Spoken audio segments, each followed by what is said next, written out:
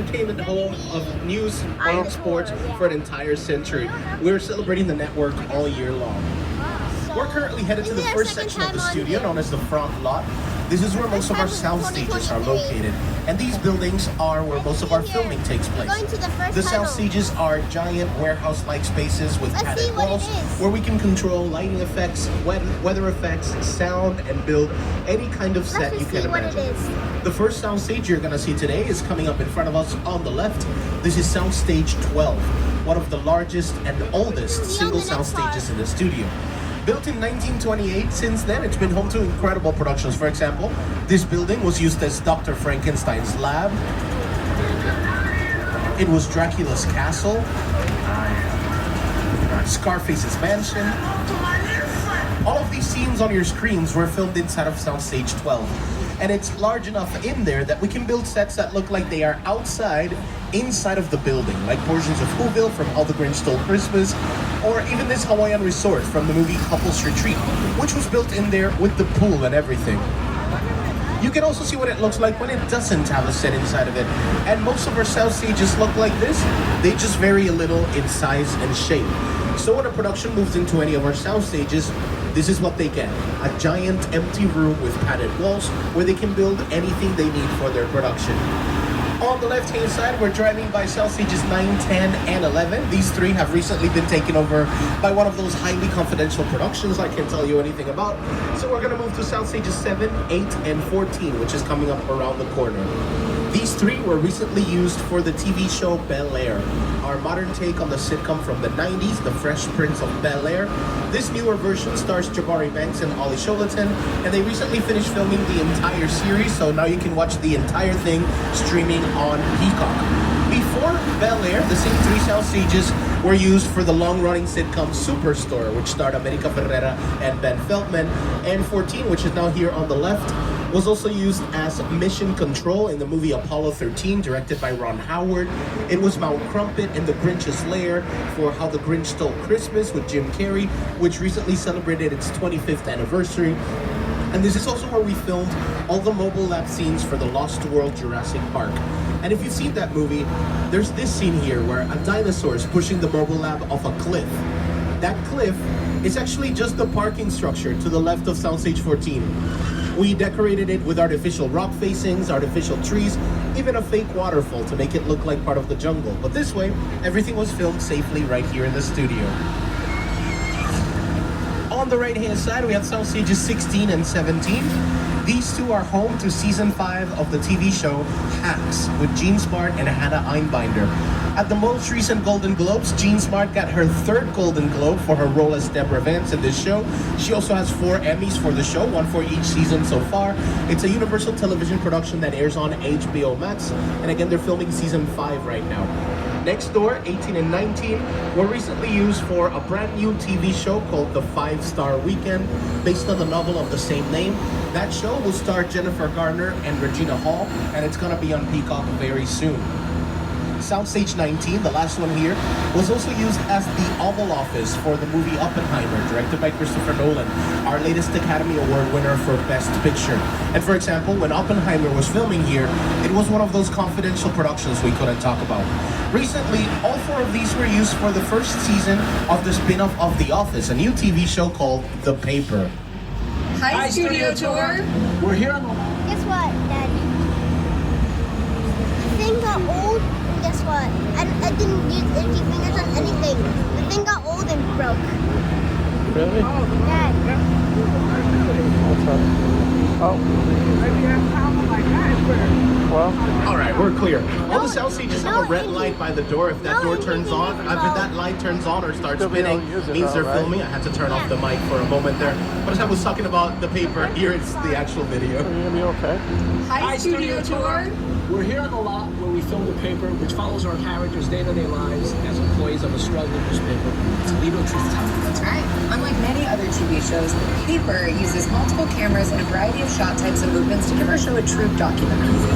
Because the camera is always around whenever we're on the set. It's important that we stay in character. Hey, Oscar, what's your favorite part of working with me? I wasn't expecting you to ask me that. You know what? I love being around talented, wonderful, hilarious people. So we get to work with Chelsea Fry. How about you, Chelsea? What's your favorite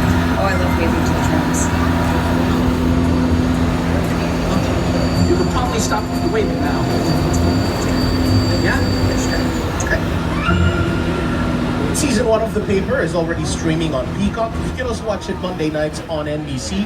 And they just started filming season 2. For season 2, they moved to some of our newer sound stages. On the left here, sound stages 25 and 26. These are home to the sitcom St. Denis Medical, which I showed you earlier, starring David Alan Grier and Wendy McClendon Covey. Again, they just finished filming season 2 of the show, which airs on NBC as well. And here you're seeing a brief glimpse of our Metropolitan sets, part of our backlot. We're going to be taking a deep dive into these sets in a moment, but right now we're taking a small detour into Skull Island from Universal and Peter Jackson's 2005 version of the movie King Kong. It's the original.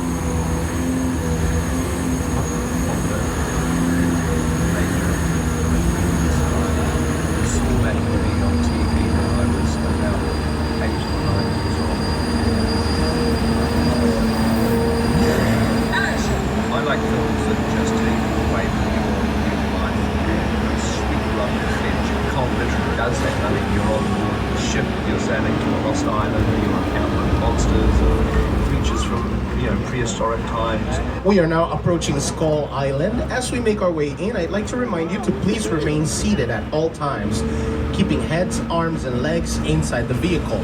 Hold on to your belongings, hang on, and if you are planning on taking any pictures or video in here, I highly recommend you turn off the flash on your cameras. We do not want to scare any of the potentially dangerous creatures that live here. Now you can start getting your 3D glasses ready, and welcome to Skull Island.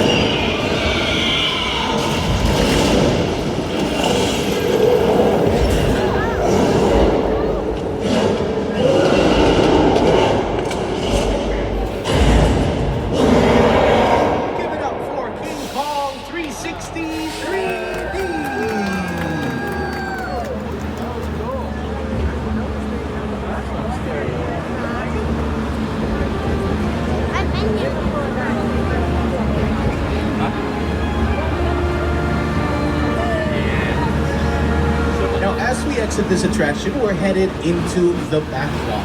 Out here in the backlot, we like to say the world is just around the corner. This is where we film all the big stuff, exterior scenes on a very large scale. And the first area, which we briefly caught a glimpse of earlier, is called the Metropolitan sets, or Metro sets. These are used to recreate large cities for film and TV. New York, Chicago, Boston, LA, or even European cities like London and Paris can all be recreated using the sets that we're seeing in front of us to the left. Now, for the past month and a half, these sets have been taken over by a giant, highly confidential production that's been filming in the studio, and they're still in this area. They recently finished filming, so right now they're doing their big strike, which just means they're taking away all the decorations and equipment they brought in to film this production. But there's still a little bit of all the equipment they brought in. If you look at this main street right in front of us here, which is called New York Street, you'll see there's artificial snow piled up in some of the corners. Some of the buildings still have some of the signage they brought in, like that pizza sign and all the vinyl stickers on the entrances, the awnings. All of that is decoration they brought in for this production. Our sets are usually empty and undecorated until a production moves in and decides what city they're trying to recreate and what time period they're trying to recreate. These sets here have been used for movies like Back to the Future, Bruce Almighty, Captain America, The First Avenger, The Amazing Spider-Man, Transformers, The Forever Purge, most of the Fast and the Furious movies, and tons of incredible TV shows, commercials, and music videos. Pretty much any show that films here, if it's set in a city, they'll use these sets as whatever city they're in. For example, in St. Denis Medical, anytime they're outside the hospital in Portland, Oregon, they're here in our Metro sets. Same with Bel Air. Anytime they were in downtown LA, they were here in our Metro sets. So, for example, this is also Boston in the TV show Ted. So again, we can turn these sets into any city at any time period. Now, while at first glance, a lot of our sets might look like regular buildings, the truth is, most of our sets are something called facades or false fronts. That means out here, we usually only build the front and the sides of the buildings, only what the camera requires to establish the exterior. Interiors are built and filmed inside of the sound stages most of the time, where we have a lot more control. So as we drive through the back lot, if we try to look inside many of our sets, you'll see they don't really have a lot of space inside of them. A lot of them don't have the interiors finished. Some don't have interiors at all. A set might look like one kind of building from one side, and then the other side of the building looks like a completely different kind of building. What looks like stone or brick is actually very lightweight materials like styrofoam, foam rubber, fiberglass, and plastic. Materials we can change and move quite easily depending on the requirements of our scripts. Now on the left hand side here we have sound stages 30 and 31, usually home to The Voice. They just finished season 28. You can see the logo painted on the corner of sound stage 30. And then 32 and 33 are home to Reba McEntire's sitcom Happy's Place. Hey there, I'm Reba McEntire and welcome to Happy's Place. We shoot our heartfelt comedy right here on Universal Live. Now, unlike most TV shows, we are a multi-camera sitcom, meaning several cameras capture every scene from a different angle all at the same time. Each episode takes about a week to make, from the first read-through of the script to rehearsals to taking in front of a live studio audience. And let me tell you, every step is a blast. Enjoy the ride and we'll see you at Happy's Place. I'm starting to sweat. Supposed to ask the women out. That hasn't been true for 30 years. I haven't dated in 30 years. Happy's Place, Friday on NBC and Peacock. We've also been driving by a little body of water here on the left, known officially as Park Lake, but lovingly known as the Black Lagoon, because back in 1954, right here is where we filmed Creature from the Black Lagoon. This movie recently celebrated its 70th anniversary, but we've been making monster movies for well over 100 years now, and most of them filmed here in Little Europe, my favorite area of the backlot. This is where we made Frankenstein, Dracula, The Hunchback of Notre Dame, The Invisible Man, The Wolfman, The Phantom of the Opera, The Mummy, and countless other monster classics since the 1920s. But way more recently than all of those, these were also the main sets to one of my favorite TV shows ever, the TV show The Good Place.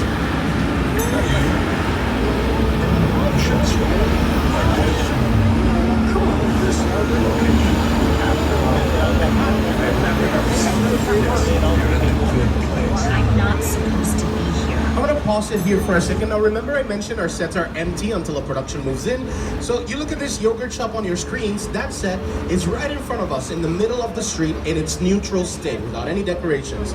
For a scene like this one, The Good Place had to bring out signage, tables, chairs, landscaping, lampposts, background vehicles, background actors, all sorts of decorations so that our empty sets could look like part of a real neighborhood.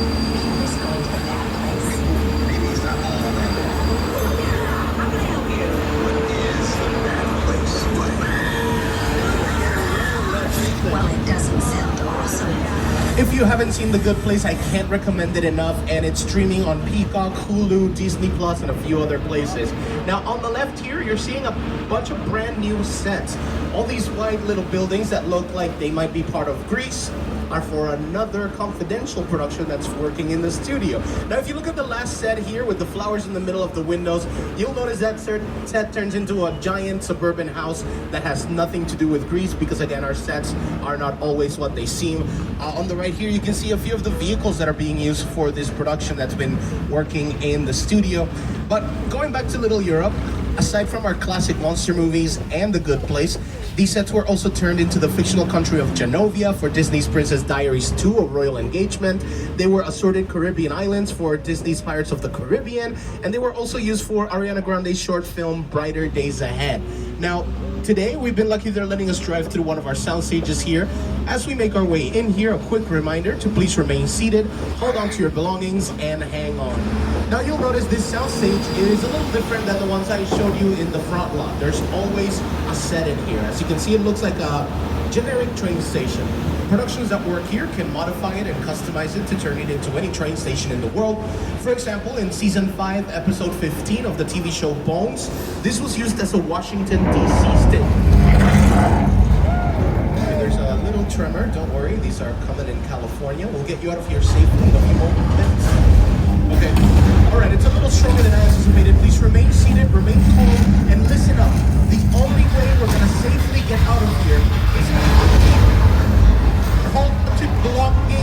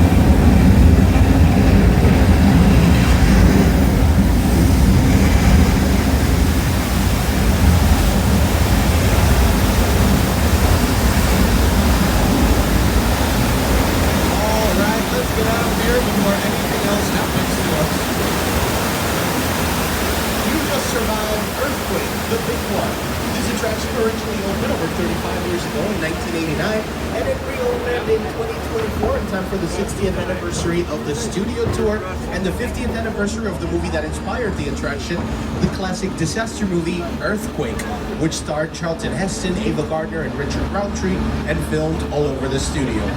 We are approximately halfway through the tour. This is an official reminder to please remain seated, keeping heads, arms, and legs inside the vehicle. If you have any emergencies or require assistance, pull on the red cord.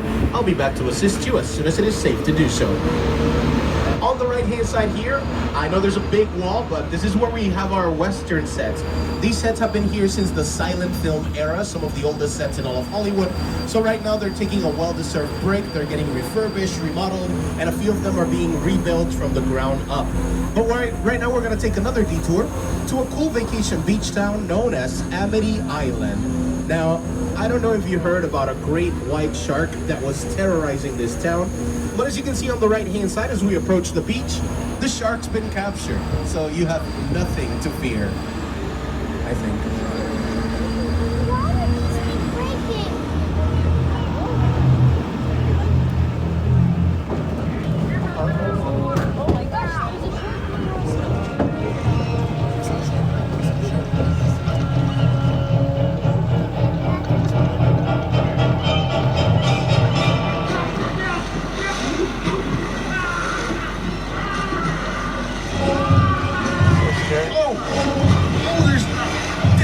Another shark in the water.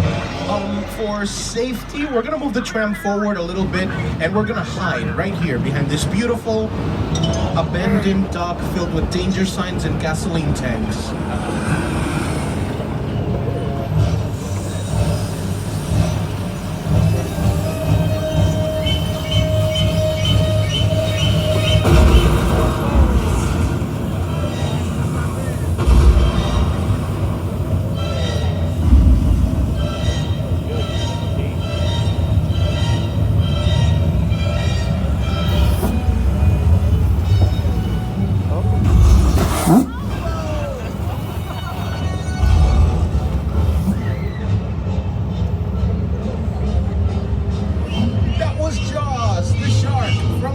Jaws, directed by Steven Spielberg. This movie recently celebrated its 50th anniversary last June. Steven Spielberg himself named our mechanical shark here. His name is Bruce. And Bruce is the only shark in the world that can swim on top of the water in reverse, as you may catch him doing right now. The Jaws ride was almost the inevitable result of the size of the box office when Jaws first opened in June of 1975. And that was really the first time I ever got involved in the creation of the ride. It was a great honor to be invited into a creative circle of tremendous designers at Universal. They were trying to figure out how to replicate what the movie had done to audiences in a real way by building a physical shark that would come out of the water and terrify tourists as they were sitting in the tram. And the most amazing thing about the Jaws ride is it is exactly as it was from the time it was first placed on the Universal lot. There have been tweaks, of course, over the years, but it is essentially what the designers and myself all envisioned and created.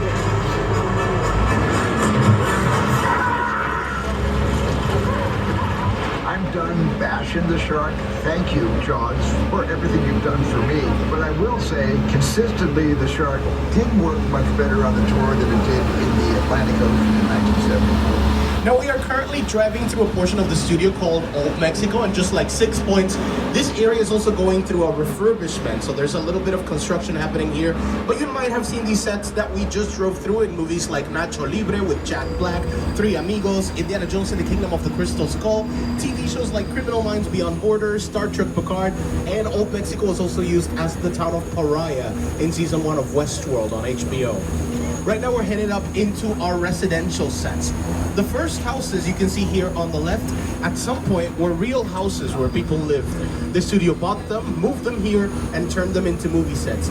These have been used for movies like Hancock with Will Smith, the Academy Award-winning To Kill a Mockingbird, TV shows like Parenthood, 911 with Angela Bassett, and Superstore with America Ferrera.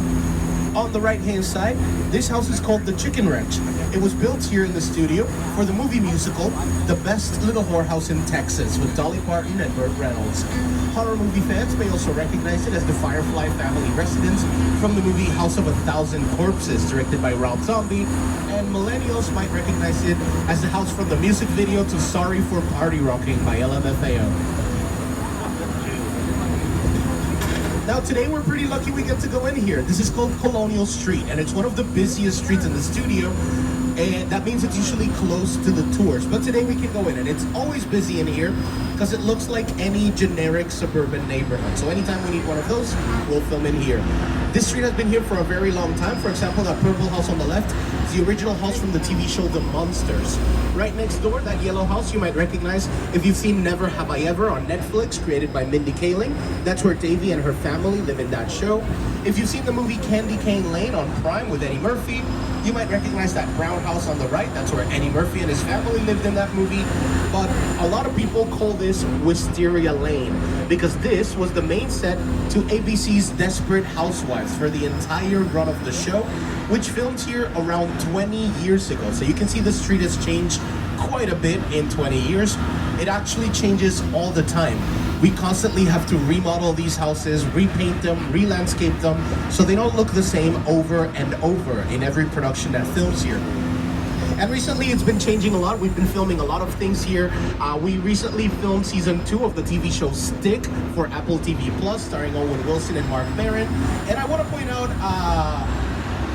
pale yellow house coming up on the left-hand side here. Last time I was here, this house was blue because that's where Ted lives in the TV show Ted. And in the show, the house looks like this instead. Wait, wrong clip. Don't look at that one. This one. That's the house. Let the festivities begin. How many we got? Well, let's see. We got 20 kinds. Fantastic. Do you think we're getting too old for this? Oh, come on, Johnny, we're doing a public service. If a kid leaves the house in a less than stellar Halloween costume, he's got to get the bad news before he makes a fool of himself all over town. We're Samaritans. Season 2 of the TV show Ted premieres March 5th on Peacock. Now, another show recently premiered that filmed here on Colonial Street, the new TV show The Burbs, starring Keke Palmer, Paula Pell, Jack Whitehall, and many other stars. Here's what that show looks like.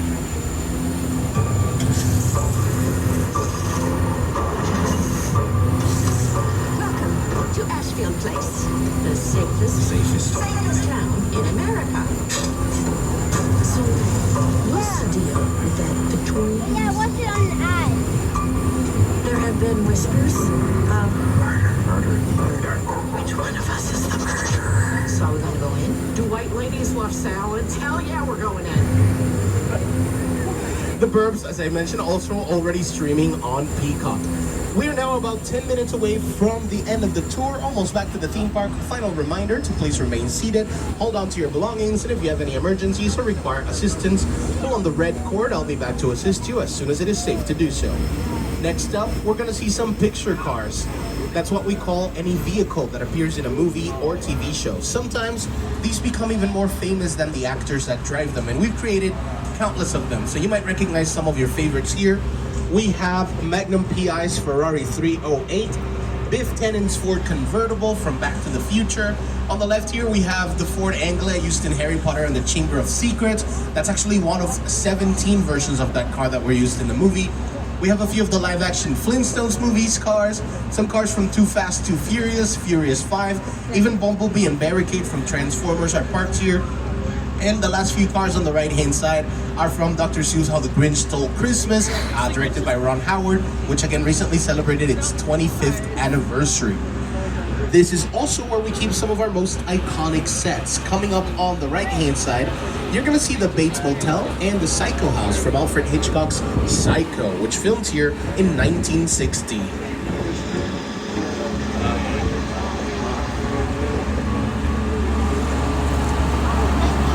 1960 or 1960? Oh, and Norman Bates is here. He's the owner and manager of the motel. He looks a little flustered or concerned, maybe helping a guest with some heavy luggage or a midday check-in or check-out. If he comes back out, we'll ask him what's going on. And I think there are rooms available, so if any of you wants to spend the night here after your... Oh, that's definitely a checkout. I don't know what's going on. I think we should probably try to get out of here. Should we go? Yeah, we should go. Let's go.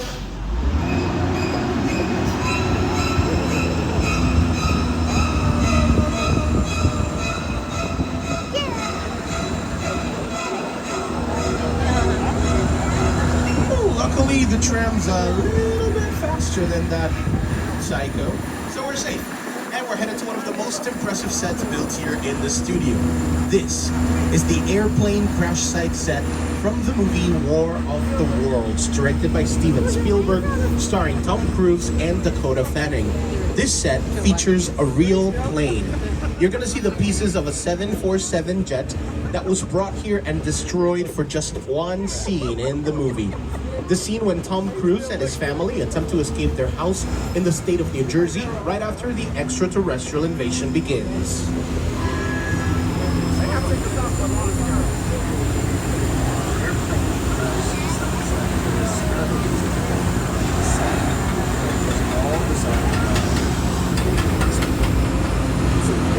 down to talk about War of the Worlds. And I thought, what if the 747 goes down right in a big neighborhood? Because it's just something you don't see. You're doing good. We should do that. Listen to me. Listen here. Listen, I want you to close your eyes, okay? Now closed.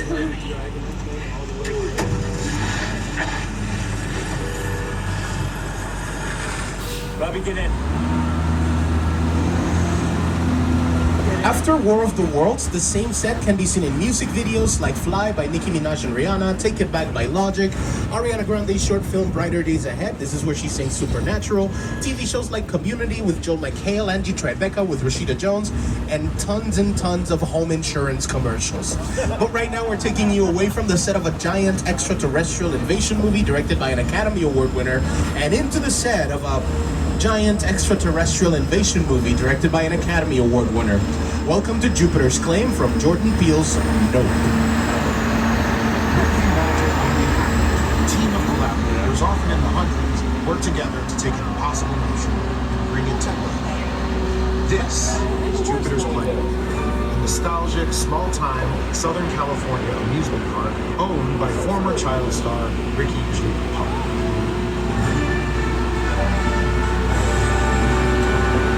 Over there, look into the Winking Room.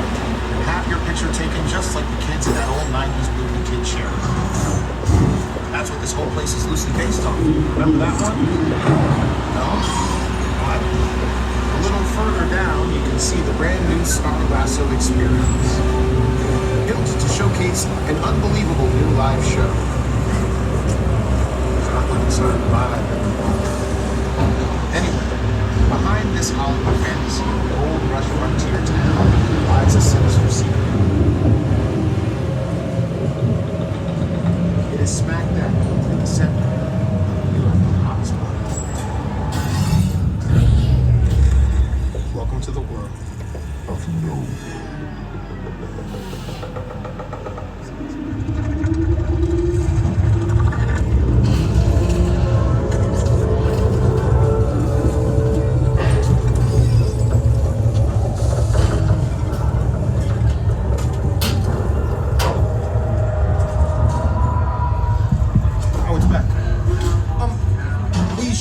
Probably get out of here before we're actually attacked by some sort of UFO or UAP from the clouds. These big clouds back here look highly suspicious. So we're just gonna say goodbye to Jupiter's Claim and hello to False Lake. As we exit here, on the right-hand side, you're gonna see a giant freestanding blue wall. The blue wall and the area in front of it are called False Lake. And while right now False Lake just looks like a giant parking lot filled with trucks, trailers, and some confidential items on the wraps, this is actually where we film productions that are filled with special effects. Inception, Hunger Games Catching Fire, Dunkirk, Bumblebee, Top Gun Maverick, Beyonce's Formation, TLC's Waterfalls have all filmed right in front of that giant wall. The blue wall can be digitally replaced using CGI, computer-generated imagery, and turned into anything you can imagine.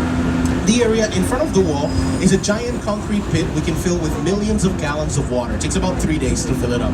And when it's full, it works kind of like a wave pool at a water park, and we can use it to recreate the ocean, a river, a lake. For example, False Lake was turned into the Hudson River in New York City for the movie Sully, directed by Clint Eastwood, starring Tom Hanks, and based on real events.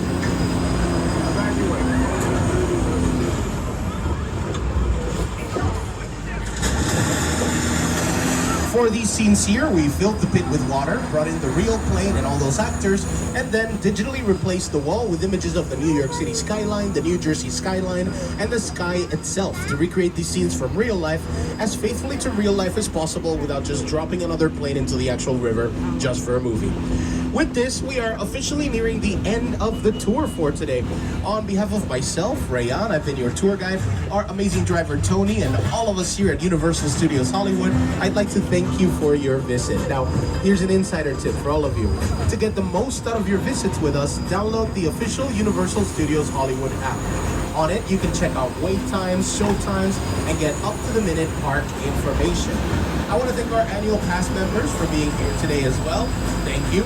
If you're not an annual pass member, check out Universal Box Office, see how you can upgrade so you can keep coming back again and again.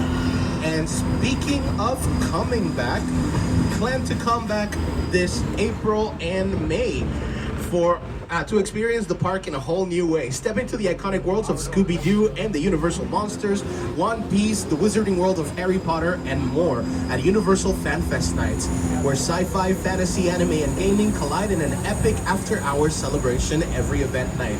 To find out more and to purchase tickets, visit universalstudioshollywood.com. Now we're on our way back to Tram Plaza where our journey began. When we get there, the studio tour ambassadors will open the gates on the left, watch your arms and legs, watch your step as you exit the tram, and you'll be able to drop your 3D glasses in the silver and blue bins you're gonna see on the left-hand side as well. If you have any questions about the studio, the tour, sets, productions, movie making in general, or the theme park itself, I'll also be on the left-hand side by the digital studio directory, so don't hesitate to drop by and ask any questions, or just drop by to say hi.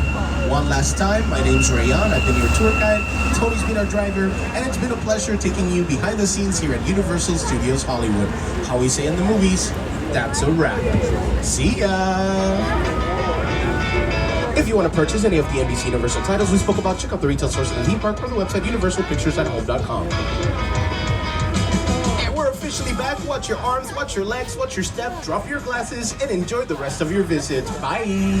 Yeah.